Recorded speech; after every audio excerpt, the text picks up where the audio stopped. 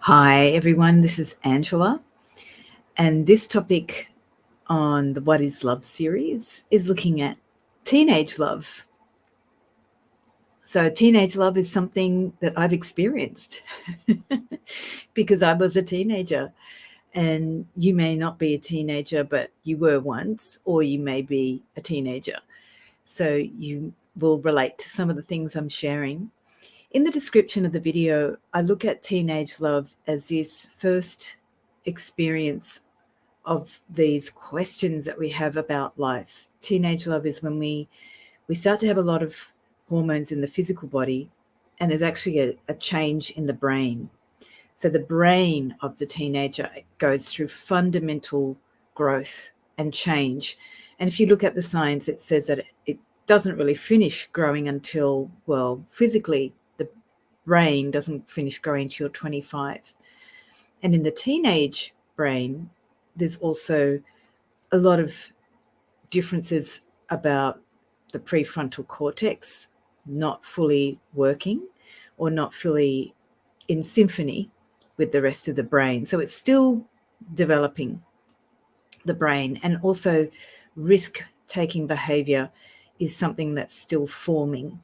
However, I have met some teenagers who are very good at assessing risks, or they've already formulated some opinions about risks and what they're going to take and not take, or what they want to take.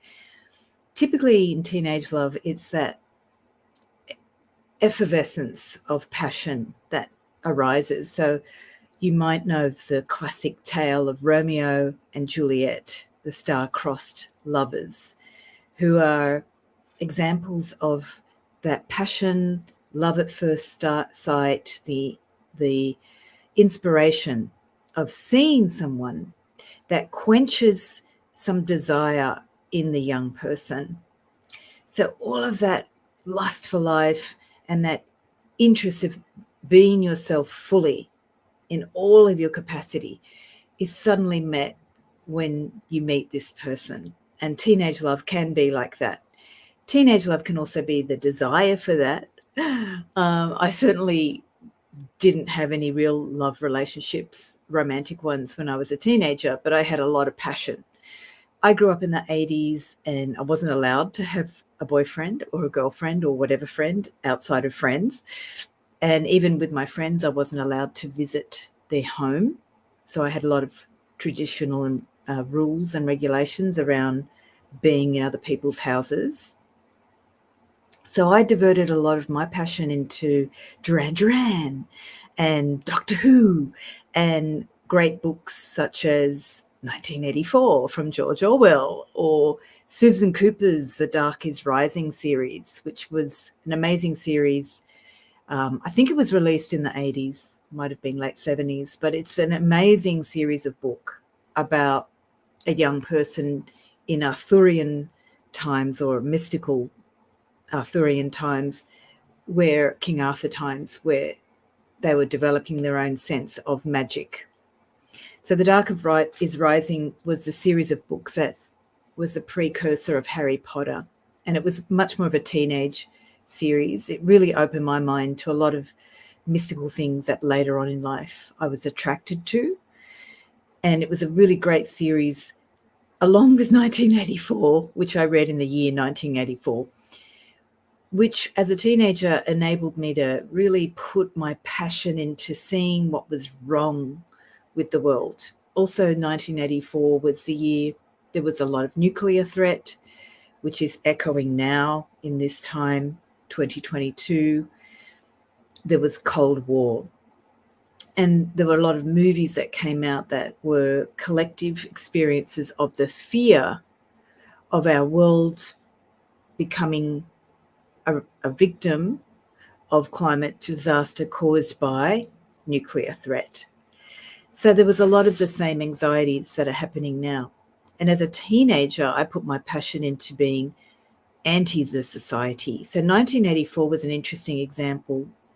There was a particular character in the book of 1984 who was a fat woman singing a pop song.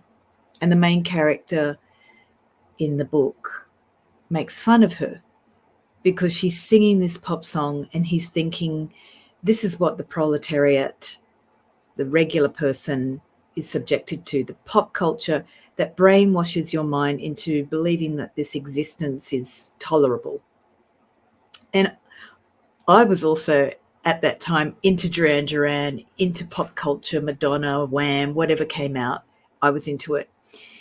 And I was reading 1984 and also thinking how, oh, I'm listening to pop music. Am I a victim of this popular culture? So we can see as a teenager, we want to feel part of ourselves in relation to the culture. We often experience that burst of passion through wanting to express ourselves in our own unique way.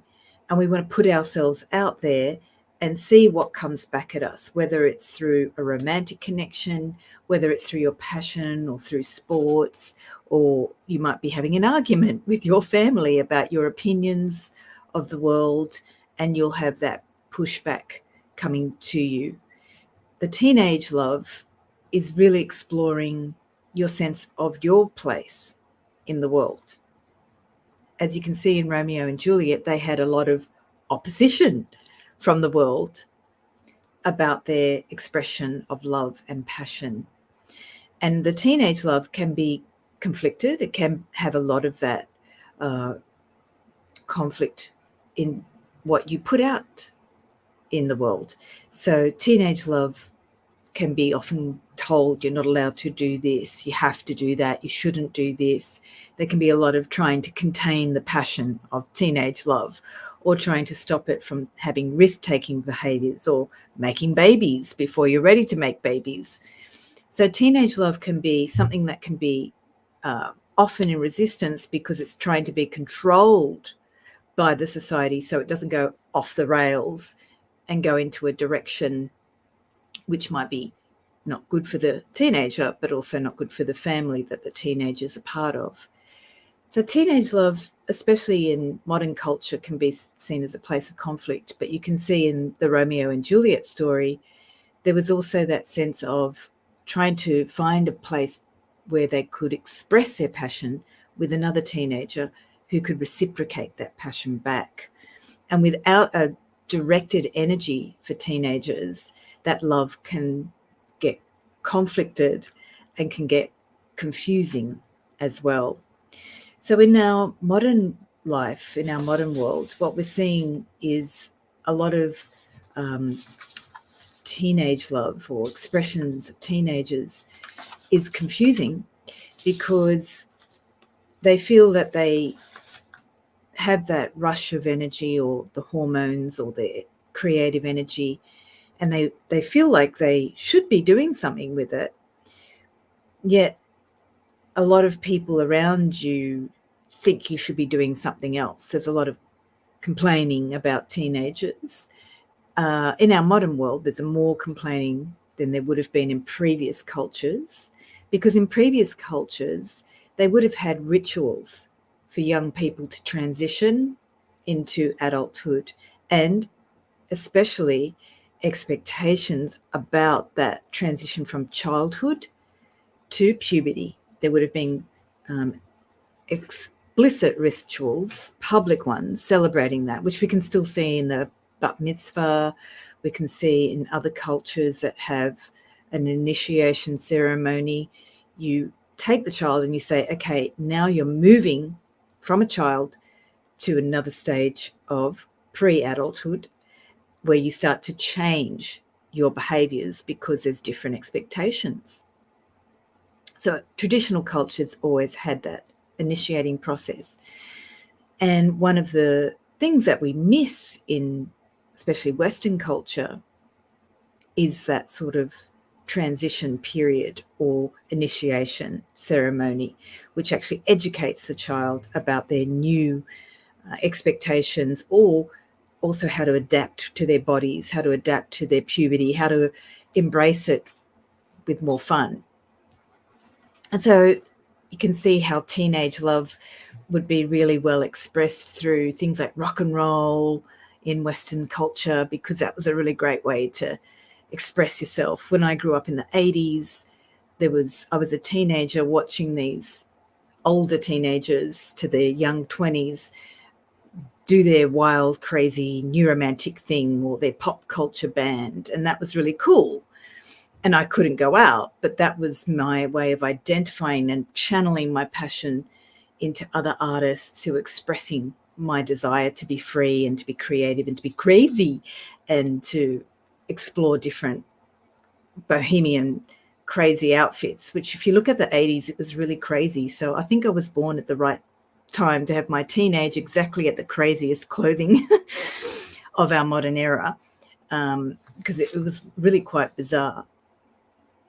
So I think the frustrating thing and confusing thing for teenagers is it's very similar to what we see in the Romeo and Juliet story, is that they're encouraged to express, and then they're told, keep a lid on it. Don't express too much. Oh, don't do that. That's a bit too much. Oh, now you've just gone and expressed yourself everywhere, and that's really not cool. And you didn't think about that consequence, did you, when you expressed yourself? So teenage love can also be trying to push the boundaries to explore what that is. What is that new stage? And if they don't have really clear guidelines around that, they will often fall into places where they're expressing themselves naturally and get told off and told that they need to keep the passion under control. So it can be really confusing because you're being directed to be more responsible and to be more self-directed. But when sometimes you express yourself, it's also maybe not in alignment with the older generation's values, and they may want you to keep a lid on it. So sometimes teenage love can be very confusing because you feel like, hang on, there's all this stuff moving inside of me. Where do I put it? And when I actually express myself, it doesn't get good feedback.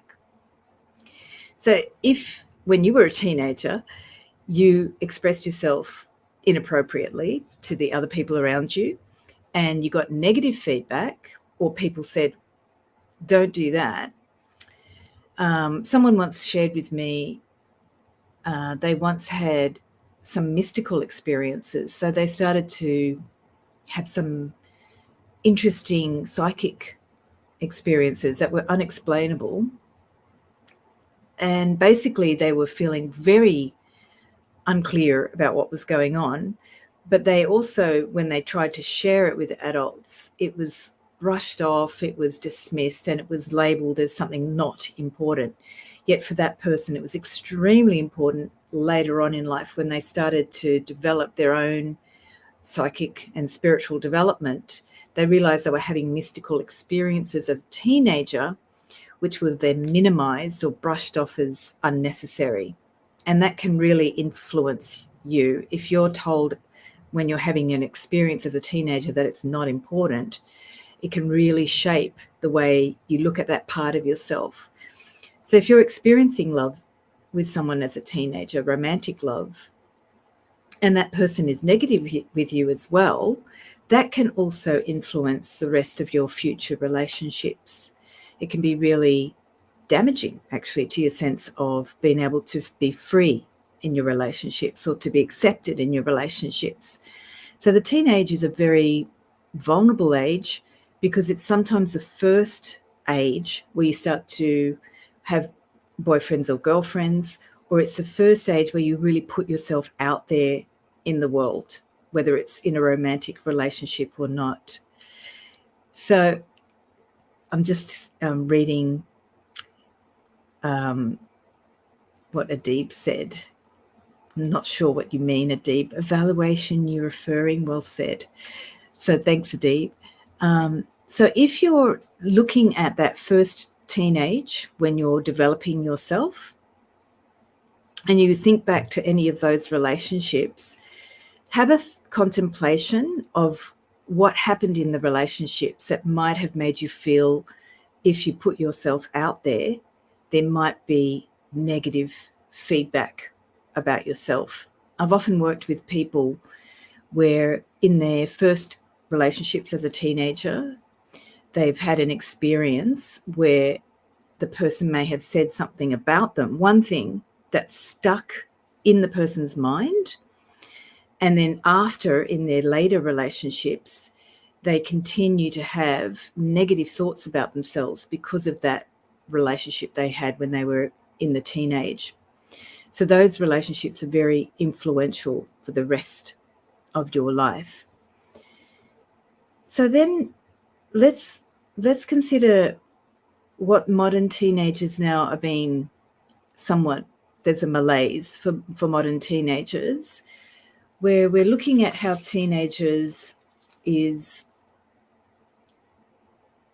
often in the teenage, it's where we start to explore questions like, what is the purpose of this world? What's the purpose of the way our society is structured?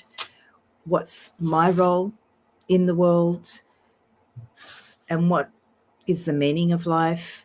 How do I feel alive? We're exploring these questions about life. My teacher from India said that when a teenager in India starts to have these questions about what's the purpose of life, why are we here, they start to have these fundamental questions about the nature of life. That's when traditionally, in traditional families, they would start to get the teenager married because at that point they're starting to ask those questions. They can get lost in the question instead of actually getting on with life and living life. And if they're in traditional families, they might get married young and start having children younger as well. Some of them even have children in the teenage years. So that period in the past in India was when they used to get the kids married. In more Western or modern civilization, children are now having these questions about life, like what's the purpose of their life, but they're not actually getting married, or they're not getting directed into where and how to answer those questions. And so the teenage can be left alone to be feeling empty, can have apathy, can have the opposite of passion. So when we have the opposite of passion, which is natural when you're going through puberty, you can feel a sense of overwhelm and you can go into anxiety. You can also feel, well, I'm not that important. You can feel helpless and you can feel less agency, powerless. You can feel powerless to actually have agency in your life.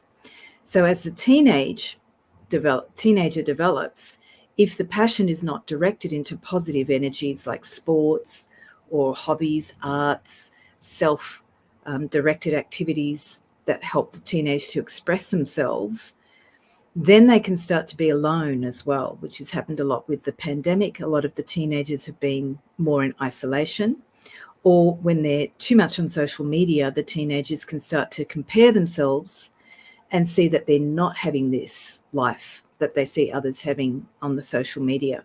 So they lose that connection to having that inner world and having it express in the outer world. So Adib's just sharing about the question. These are all asking questions. These are all questions we should ask ourselves. As reaction, we always come up better than before. Sorry for the interrupt. Sometimes when you actually post, Adib, it's actually an insight as well into some of the things that I'm sharing. So it's great that you interrupt. It's just that I don't always understand. So the questions that we ask, some of them start before teenage, but the teenager, because they're starting to develop that sense of themselves in the world, will actually ask and question the world itself as well, whereas a younger child may not question the structure of our society or things like, why is there war? A lot of children naturally think war is wrong, but the teenager starts to ask questions like, well, why is there war at all? Where did it start? And where did this life begin? What's the purpose of life at all? And those are really fundamental questions, and how our society structures itself to support those questions also can be questioned. So a teenager might start to say, I don't think that the way we do relationships or marriage is necessarily the best way to do it. So you can see in the Western world that there's a lot of different relationships that have come because of a lot of divorce. So the next generations with parents who went through divorce have very different attitudes to marriage, or different attitudes to how to overcome problems in relationships, because they see that divorce is now an accepted circumstance in many countries. So if the teenager is bringing up these questions, what I'd like to share is some ideas around giving them creative ways of embracing not polarity. There's always going to be polarity in our world. There's always going to be some people that are very altruistic and care about other people. And there's always going to be the opposite of that, people who don't care, that are selfish. That's been around from the beginning because it's actually the nature of our species. The human being as a species survived in competition by killing other people sometimes to get resources. That's a part of our civilizations. And also, where I'm coming from in Australia, there were very many tribes here for thousands, 60,000 years at least, who worked in harmony. They might have had a few fights, but they didn't really kill each other. They worked in harmony with each other, and together they worked out how to survive and thrive. So that we have both things in the human species. We have conflict and we have cooperation. We have those polarities. And so teenagers can become interested in that polarity of the human existence, to actually understand that if they themselves are feeling confused, that's normal. Or if they're feeling apathy, that's a part of feeling not able to have choices or to explore different things. So as well as polarity, we have a lot of things in our world where each individual on the planet has a unique perspective. Unfortunately, a lot of people today, including teenagers and young people, they don't feel that their perspective is valuable. They don't feel that their perspective is unique or special, or they don't see that their perspective could have an influence and an impact on the people around them. That could be just because of isolation. It could be because of the influence of social media, and also lack of stimulation from relationships, from their families, from their schools, from their friendships. So children and young people and adults as well can be encouraged to learn about every single human being on the planet. Their perspective is important. It may not be relevant to you, but it may be relevant to somebody else. So we don't need to know everybody, all the 8 billion people on the planet. I'm not going to know everybody. I don't want to know everybody. However, everybody on the planet has some impact on the people around them. And we've lost that sense because we grow up now more isolated in modern civilization. They call it civilization because we're not so fixed on having close relationships with each other. We're more isolated by working separately. We don't do so many things together, like gathering food or playing games or singing. We don't do all of those activities. We've lost that sense of having importance by having connection and impacting others. So for young people who are experiencing apathy or a lack of passion, it's really important to invigorate them through any relationships. I teach classes where I get groups of people together to just start sharing with each other, because it doesn't really matter what we're doing. In the act of sharing, when you're in a group, what happens is that people start to feel their impact on the other person. So as the teenage develops, what they're starting to learn is when I express myself on in the world, people give back to me. They actually their brain starts to understand the impact of expression and receiving feedback from the others, and how that reflects on their identity. Now, typically they can become really insecure, like they're not good enough, which is part of every human being, because we all want to belong to the group. So if we can help and encourage the young people to see that you can make mistakes, you're going to make mistakes, nobody's perfect, and by expressing yourself, if you get negative feedback, how is that impacting you, and learning how that affects their inner world, their feelings, and giving them tools to basically just feel the feeling, but not feel, I'm just going to withdraw and become apathetic. So a lot of that means they need to learn actually, firstly, how to feel, and then secondly, how to articulate and express what that feeling is. And some of us, we're really good at feeling, like that was me as a kid. I was a really good feeler. I was very poor at articulating what I was feeling. So I would act out, I'd get emotional, passive aggressive, I would tantrum, I would stomp around the house, and I didn't articulate what I was feeling. I was very poor at that. That's one reason I became a love and relationship coach, to articulate these moods. And also as a teenager, I had very strong moods because of the hormones and lots of the drama going on in my inner world that I wasn't articulating. So helping young people to learn that mistakes will happen as they express themselves, and that every time they express themselves, even if it's not perfect or there might be something that somebody else doesn't like, it's impacting everybody in a very, very significant way, because as a species, we're meant to share and impact everybody in our tribe. Remember, we came from a tribal species. We hung out in tribes to survive, and we developed our brain system to be dependent on the feedback, the biofeedback, the face expressions, the feelings, and the feedback that we got from others in that tribe. And that's very, very significant for our brain development and for our ability to be more active and engaged in our relationships, in our environment. Because if we were to be isolated, that would be a very vulnerable place for a human being, especially from our tribal origins. When you were isolated in tribal times, you were more prone to be attacked by predators. Together, we could devise things, we could hunt predators, and we could also build things to keep us safe, or devise things to get us out of danger much more easily. So being alone is actually one of the problems, and not articulating and knowing what you're feeling and knowing how to articulate is a very big reason why young people and teenagers move into apathy instead of embracing their change.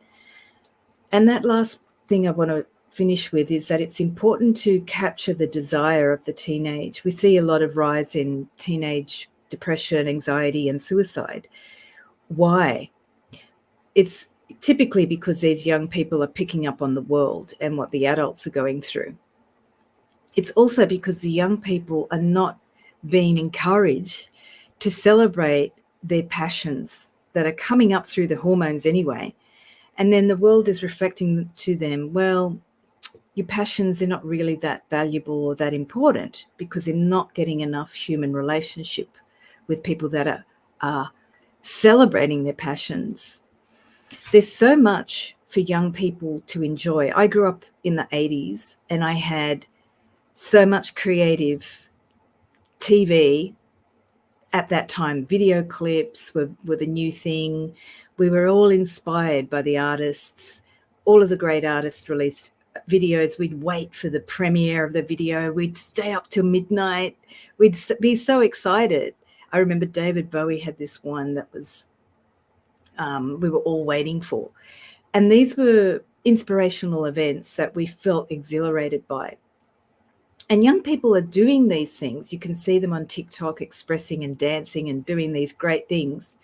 And that's what we need to have more spaces in the physical world outside of social media to really foster that group celebration of their passions.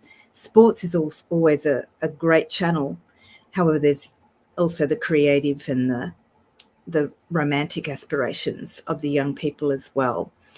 And one thing I would like to share is, for young people, a lot of the focus is typically on romance for a sexual nature, rather than the passion of sharing their creative aspect or their emotional aspect.